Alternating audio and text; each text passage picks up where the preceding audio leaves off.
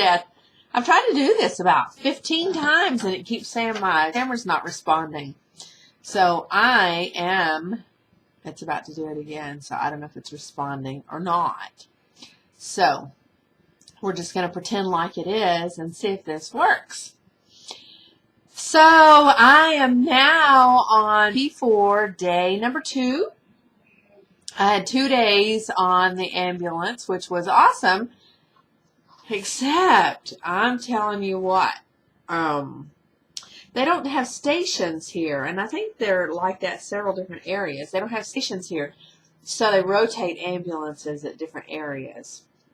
So they have designated places, and they'll have one, but when one goes in on a call, then others rotate around. So it's kind of confusing a little bit. So I did my 2 days, and the second day said, I expect you to know every location. Where, if we're going to go to number 2, what's the, the area, the address area that they go? And it's like, I don't know. I don't know nothing.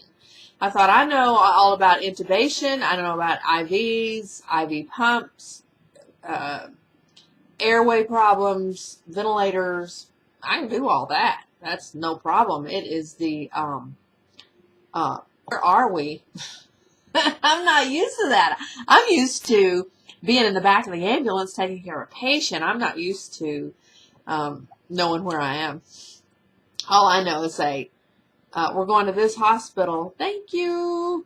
Other than that, I don't know. So it's going really well, and they're all very nice. So I worked Monday and Tuesday. Went in for IV pump testing everybody had to do today, and tomorrow I'm off, and then Thursday and Friday and Saturday I work 8 a.m. to 8 p.m. and that is the other thing I am not used to, is working 12 hours at a time. The only thing about it that's really good is this week I've only had 1 full day off, so my paycheck should be great. So what's going on food-wise, HCG-wise? I think I'm going to load the weekend of the 9th-ish.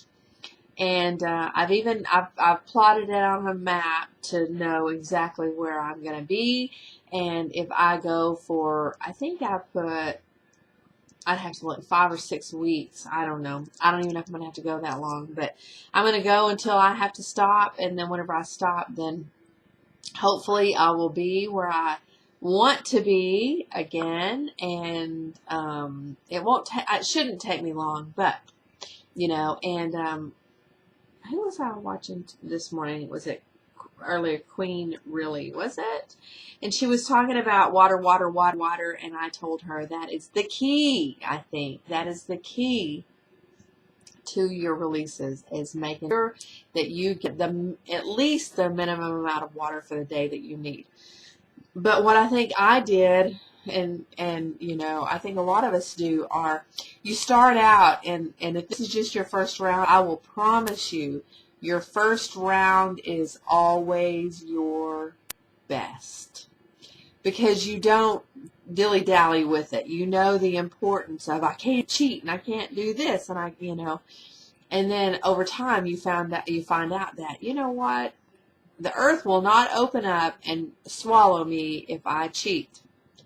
But what will happen is you'll have 3 or 4, most of the time, days, 2 or 3 days of stalls or gains. And whenever that happens, you're like, this doesn't work. I'm going to eat what I want. So it's persistence. It truly is persistence. And just by watching some vlogs and people first starting, when I first started, I feel like it's been 2.5 years. That's crazy. But whenever I started, I felt like that, it was just being on a diet. But what I found over time is that you are on a diet. You are on a very, very strict protocol diet that long ago when it was developed by Dr. Simeons, if you didn't follow it to the T, they took you off. You were no longer part of the treatment plan. But we can't do HCG and do our own thing on top of it. It doesn't work. And I was watching Stephanie, I believe, and she was talking about, if you're going to cheat, the best thing to do is put the HCG away, freeze it, drop syringes, whatever you need to do, and freeze it until you're mentally ready to do it, because it is a mental game. And people have asked me, how is it mental? How is it a mental thing? Well, it's mental, I think, because we learn to use food. We use food for everything that is in life. If it's happy, sad, I've mentioned this before, but food is not just for nourishment. And so, and we become dependent on that. It's like when I'm going to go on vacation, where I'm going to eat. If I'm going to go to a wedding, what are we going to have? If I'm going to a funeral, where are we going to eat afterward? Are we going to eat with the family, or what are we going to do?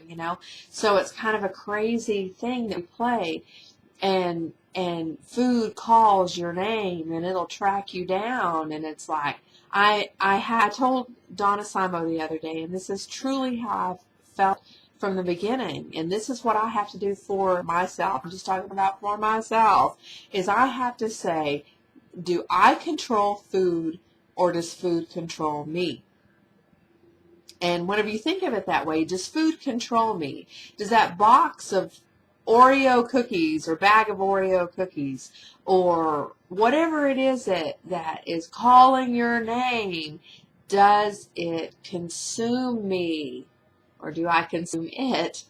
Either way, I have to keep myself every day. I have to keep myself in check. All of my EMS pants are an 8, 10.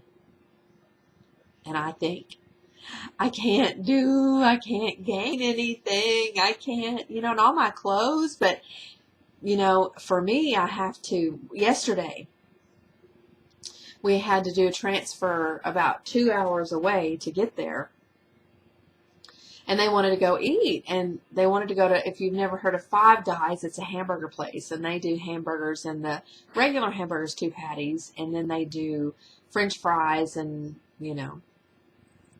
And so I ordered first, and this is just the way I have to do for myself, is I have to say, I'm on P4. Can I have the bread? Yes. Could I have French fries if I wanted them? Yes. But I know myself. Can I eat the French fries? Can I eat the ice cream? Can I eat the Oreos? Because truthfully, maybe I could trust myself. Maybe I could just eat one and go, ooh, that was delicious. And maybe I wouldn't have Oreo crumbs all over my face or have a black mustache, because I'm so afraid of losing control of my eating. It's taken me 2.5 years. And should it be okay? Probably it should, but what if it's not? What if it's not? And I self-sabotage, and I end up jumping off the diving board. Man, commitment is when your feet leave the board. And whenever my feet have left the board, I have committed to this bowl or this gallon of ice cream, and I'm going to eat it. Nobody's going to stop me. Nobody's going to say anything. And if you say anything to me, I'm going to snap your head off, because it's my body.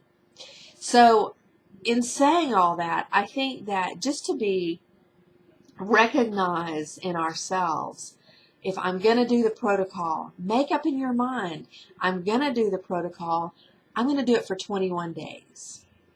Don't say, I'm going to do it for 50 days and I'm going to be strict, because a lot of us, I've done it long, but a lot of us, you get to a point and you're like, I want to eat. I want to, maybe not cheat. Maybe it's not the Oreos and the Fritos and the Cheetos and all that stuff. Maybe it's none of that. You just want to be able to eat something somewhat normal. Right now, I'm still counting my calories. I'm still not doing carbs, so, you know, very low. I try to stay within about 20. The most I've ever gone is probably 40-ish in carbs, but I try to stay really low on that just because of the insulin resistance and diabetes and all the stuff that's in my family. So not only for myself was this my original reason to start this, because I was told, my naturopath said, you got to quit drinking. You've got to quit drinking. And I'm like, I don't drink. I don't drink at all. Ever. I mean, when I have, I'm a slobbering fool. So I don't drink. And I haven't drank in probably 10 years.